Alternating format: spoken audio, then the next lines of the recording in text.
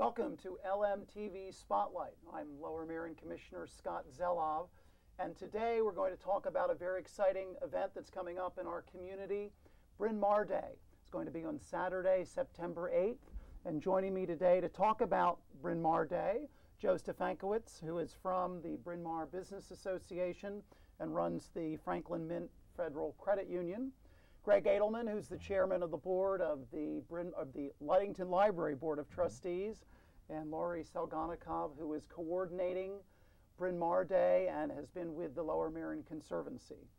So great to be here to talk about another exciting day in our community. It's coming up, as I said, on Saturday, September 8th, and we're building on last year's event. Last year we had Bryn Mawr. We really focused and celebrated Bryn Mawr 100 with the theme of honoring the past and embracing the future. And this time around, we're really going to be building on the opening of Ludington Library. Ludington Library, after having been closed for quite a while, is going to have its grand reopening. It's newly expanded and renovated. It's going to be at 10 o'clock on Saturday, September 8th. Greg, why don't you tell us a little bit more about what we can expect? We do know that Ludington is the biggest library in the township, in fact, the biggest library in Montgomery County, and I know that everyone is anxiously awaiting its reopening. Yes, we are, Scott, and thank you very much for having us here today. We're very excited to be an integral part of the Bryn Mawr 100 celebration on September 8th, and we're eagerly awaiting the reopening of Ludington Library. As you said, it is the largest library in the township. With our recent expansion, it'll be approximately 35,000 square feet of open free library area. We're looking very much forward to being able to open up and show off and expose the new improved library, which includes many renovations. Chief among them, I believe, is the accessibility for handicapped individuals, which previously was not part of the library. Now this is an open library freely accessible throughout all parts of the library, including new and additional elevators that have been added to the library. In addition, with respect to the collections, we have an increased children's area, double the size of what it previously was. We have young adult sections, an increased business section, as well as health and wellness section. We continue to have the up-to-date technological advancements such as e-books that are being offered at the library. I think it's a great facility. It's a facility that we're looking forward to having people tour on September 8th. We're also going to have music at the opening. We're going to have multiple authors speaking at the library opening. We also have new use of our open meeting rooms, which can seat up to 120 people, where we'll be showing Bryn Mawr 100 institutions that you will be discussing later today. I think it's a great facility and one which we all can take some joy and pride in being an integral part of our township as well as Bryn Mawr. So Greg, if residents want to come for the opening and they want to be part of the ribbon cutting and they want to be one of the first to come in to the brand new renovated Ludington, what time should they be there and where should they go? The 10 o'clock ceremony will be occurring at the Ludington Plaza. We anticipate it will run approximately 20 to 30 minutes. And then after that, the library will be open from 10:30 to at least 2 o'clock the entire day, where the library professionals and library staff, as well as other members of the board, will be giving tours of the new and renovated library throughout, and we will be open for business. So we're looking forward to doing that. I know the community is, and we all get asked frequently about Ludington Library because it is so popular and so busy. In fact, before it closed, there were over 1,000 people a day on average who came into Ludington Library. And I'm sure there'll be that many and more coming back once the new library is reopened, and the community is very anxious and looking forward to it. We all are. So, Joe, let's talk about the businesses in Bryn Mawr.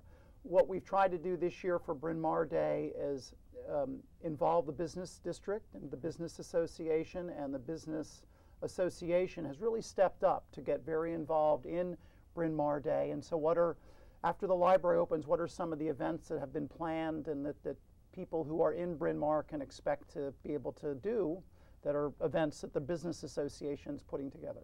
Well, Scott, the Business Association this year is really excited about this event. This is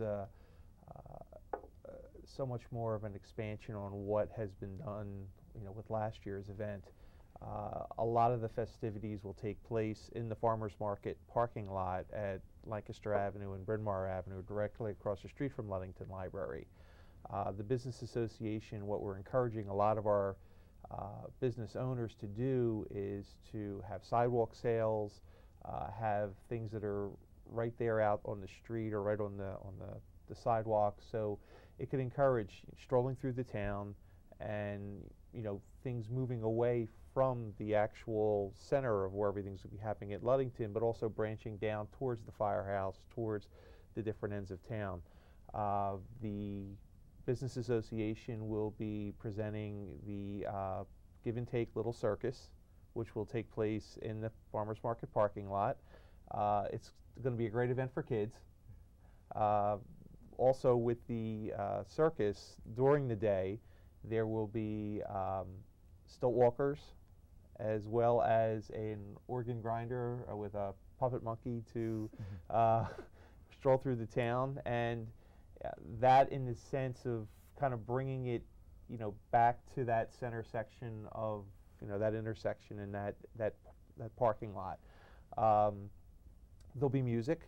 There'll be nonprofit organizations have the ability to have tables there at the parking lot to be able to, have information out. The Bryn Mawr Business Association will have a table and will be able to give out information with regard to the businesses and the businesses that participate in the Bryn Mawr Business Association.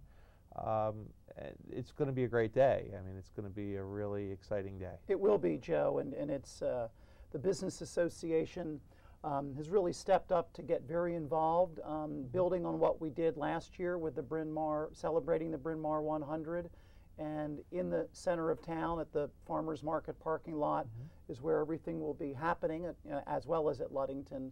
Right. And of course, the farmers market is what is the main part of that parking lot's use during the season, spring through fall.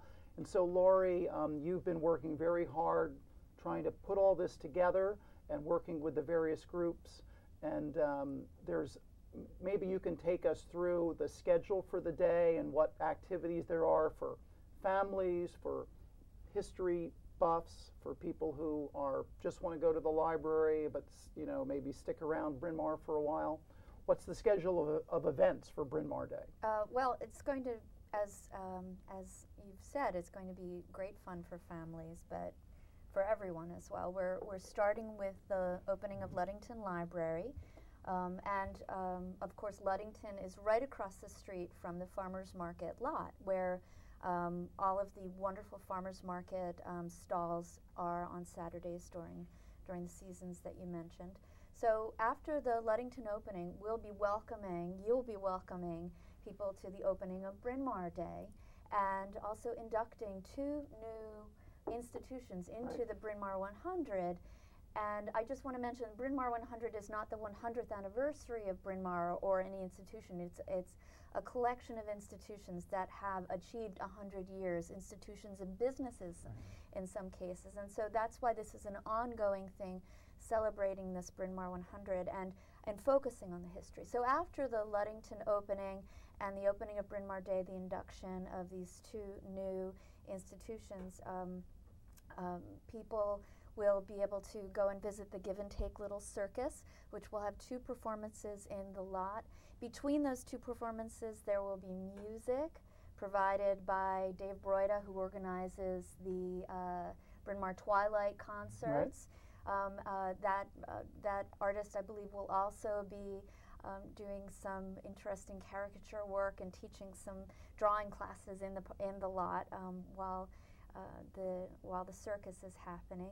Bryn Mawr institutions, the Bryn Mawr 100 institutions, the nonprofits that you mentioned, will have tables, most of them, in the lot, so you can go and collect information about these institutions and see what each of them are doing. There are wonderful churches and businesses and other locations that have things going on throughout the year, and you'll be able to collect additional information about those there. In addition to visiting the farmers market, which is going to be extending its hours to 2 o'clock to coincide with Bryn Mawr Day. So a lot of the stalls will be open until 2 o'clock. And then, as you mentioned, the history tours. Right. We'll Very be having important. history tours, 45-minute bus tours run from Bryn Mawr Avenue at the lot, at the farmers market lot, and we'll be visiting 7 of the 21 Bryn Mawr 100 institutions, hosted by Bobby McElroy and another historian on the bus. And basically, it'll be a free tour of Bryn Mawr 100 institutions. We'll be running it 3 times through the lot, and through the community, and also running through the community there will be fire truck rides provided by Bryn Mawr Fire Department. So, Laurie, if someone's interested in getting on the history tour bus, what times will those tours start? It's going to be on the hour, Right. 11, 12, and 1 o'clock. So people will be able to join, to sort of get on. It's not a get on, get off type of thing. It's you're on the bus, you take the ride for 45 minutes, you come back to the farmers market. And so there's something for people interested in history. There's plenty to do for families with children. Right. There's plenty to do for all residents of the township, at Bryn Mawr Day. Yes. We do have some partners that we want to thank. Acquire Visual, who donated the logo. Bryn Mawr Beautiful, which is a wonderful organization in Bryn Mawr that helps maintain the flower baskets and the gardens and keep the sidewalks clean. The Bryn Mawr Film Institute is an anchor in our community in promoting the Bryn Mawr Day. The Lower Merion Historical Society, with Bobby McElroy as the representative leading the history tours, and the Bryn Mawr Business Association has really stepped up. And the township, we have and our new public information officer, Tom Walsh, is really working closely with promoting Bryn Mawr Day. The Lower Merion Conservancy, Laurie, has a wonderful organization that you have been a part of and is very much a part of the organizing of Bryn Mawr Day. Mm-hmm. And you know, why don't we take a break? Then we'll come back and we'll talk about one of our important partners, Mainline Media News, and we'll talk a little bit more about the 19, soon to be 21 institutions that have been in Bryn Mawr for over 100 years. You've been watching LMTV Spotlight. I'm Lower Merion Commissioner Scott Zelov, and we'll be back after a break.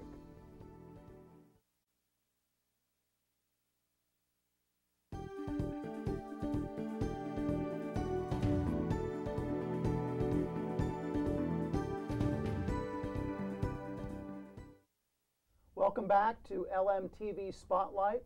I'm Lower Merion Commissioner Scott Zelov, and we've been talking about Bryn Mawr Day, which is coming up on Saturday, September 8th, right in the center part of Bryn Mawr. And with me today is Joe Stefankowitz from the Bryn Mawr Business Association, and Greg Edelman, Chair of the Board of Ludwig Library, and Laurie Selganikov, who has been coordinating Bryn Mawr Day and has been with the Lower Merion Conservancy. When we left off before the break, Laurie, we were talking about all the activities, and there's lots of them. So if residents and people from our surrounding communities really want to find out what's going on Bryn Mawr Day, where can they go to get that information? Where can they find out the details as the day gets closer?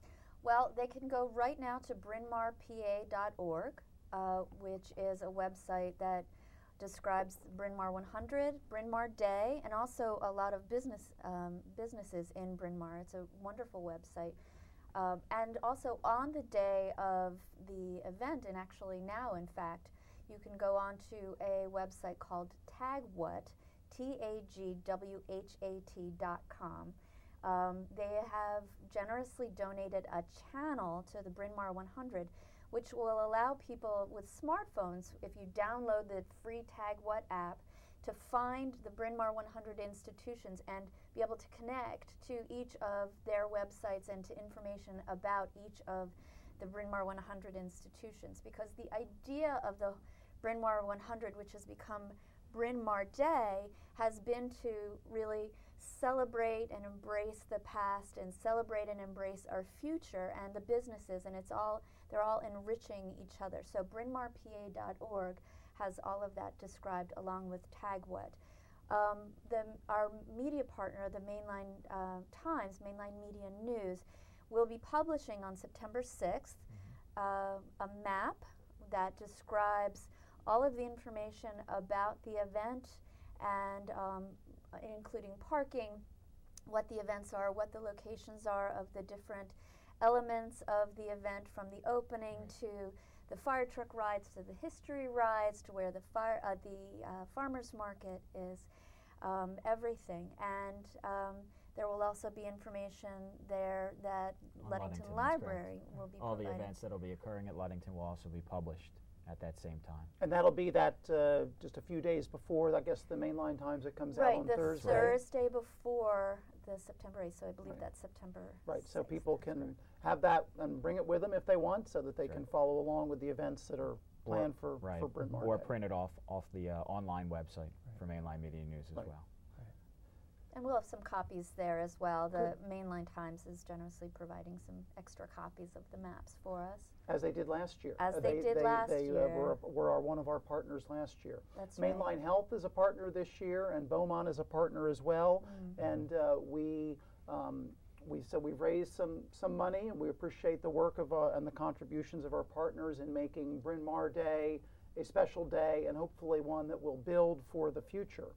But Laurie, as Bryn Mawr Day started a year ago, as you told us, as really celebrating the 19 institutions in Bryn Mawr that are over 100 years old. It's really remarkable for a relatively small community to have 19 institutions that have been there for over 100 years, that are still there today, that are interested in telling about their history. Why don't we take a quick run through those institutions so that we can remind everybody about those institutions.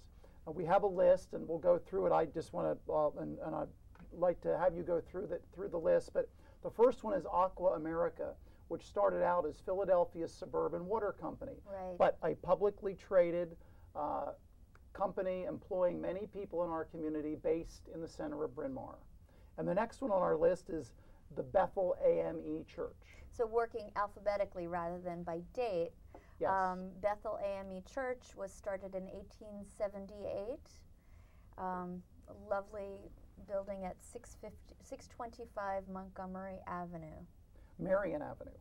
Marion Avenue. And Bethel AME is actually a historically black church. Yes. And you wouldn't know it's there, but it's worth a visit. Absolutely.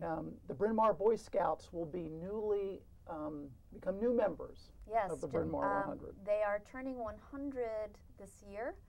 They began meeting at Bryn Mawr Presbyterian Church 100 years ago, have a proud history, and apparently some great information plaques and other sorts of things that represent what they've done at the Bryn Mawr Presbyterian Church as well. Actually, the Boy Scouts, I should mention, will be participating during the day. You'll see Boy Scouts throughout the day during the event, helping people to find different events, leading people to the history tour and the history rides and all of the other things. So the Boy Scouts are not only being inducted as, but they'll be a big help on the day. They'll be a big help. Right.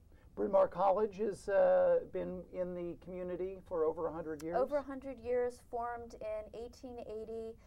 Bryn Mawr, of course, is known for its educational institutions, and Bryn Mawr College is a remarkable institution for its architectural history, its arboretum, its beautiful historic site, and its wonderful history.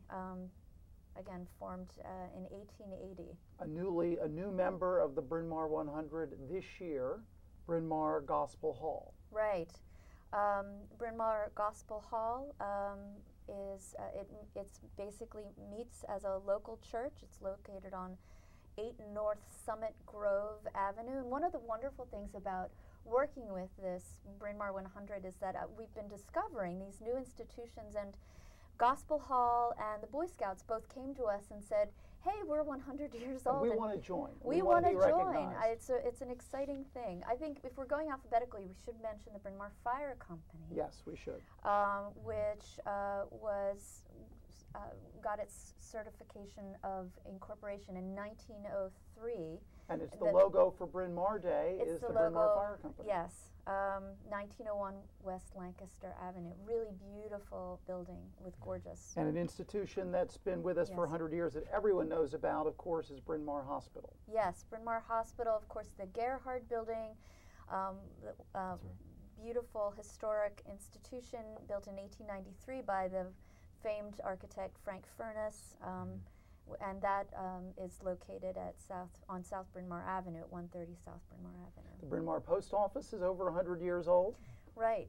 The Bryn Mawr Post Office is over 100 years old, and its location actually changed places with Bryn Mawr Trust, both of which have been here for more than 100 years. And you mentioned previously Bryn Mawr Presbyterian Church, where the Boy Scouts have been meeting for over 100 years, and that church has been in existence for over 100 years. In 1873, since 1873, it's been in existence, building on their current site.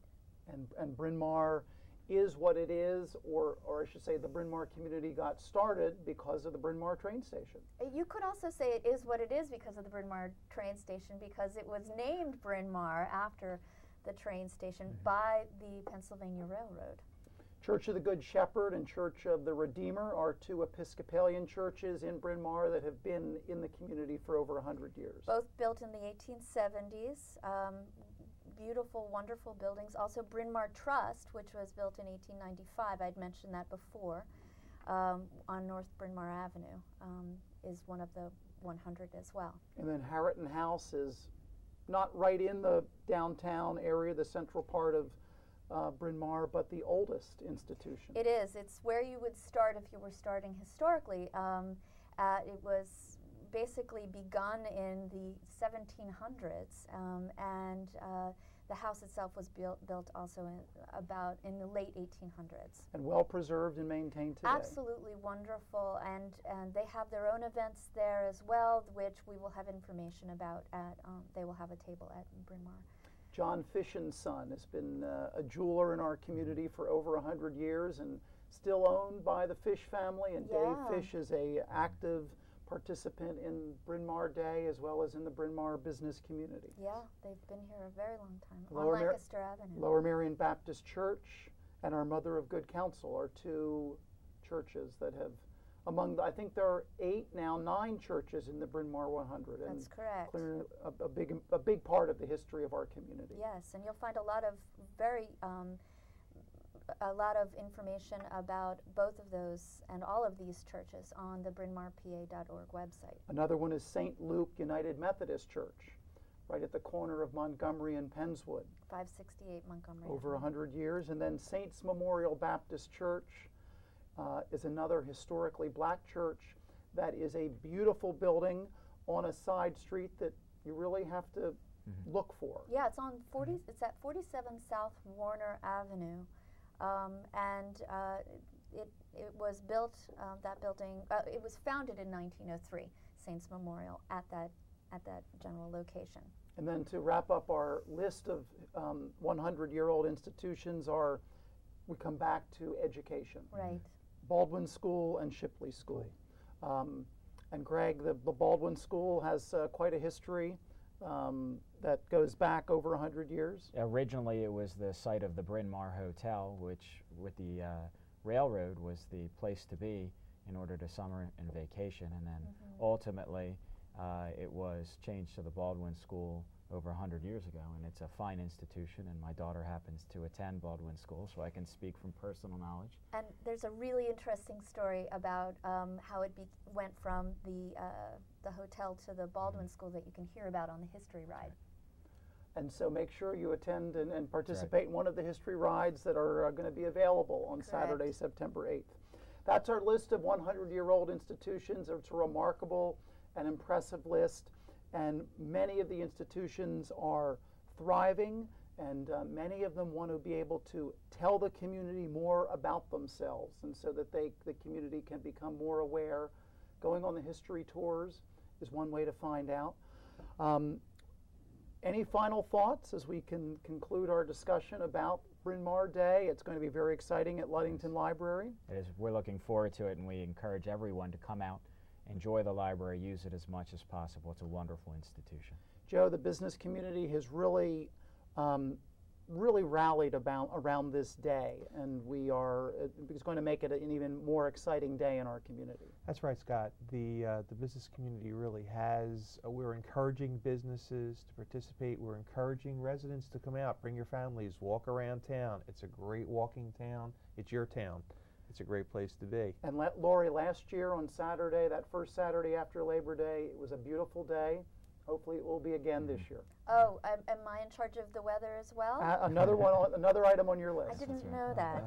Well, I'd like to make sure that people also pick up business coupons for businesses and other sorts of things. Right, that's for the true. businesses. At the nonprofit tables, we will have, and at the Bryn Mawr Business Association table, we will have coupons for businesses participating, because after the festivities end at the middle of the afternoon, the shopping and the strolling through town will continue. Everything's still open. Bryn Mawr Day is going to be an exciting day. Thank you all for joining me today and for participating in LMTV Spotlight, talking about Bryn Mawr Day. You've been watching LMTV Spotlight on Lower Merion Television. I'm Lower Merion Commissioner Scott Zelloff. Thank you for watching.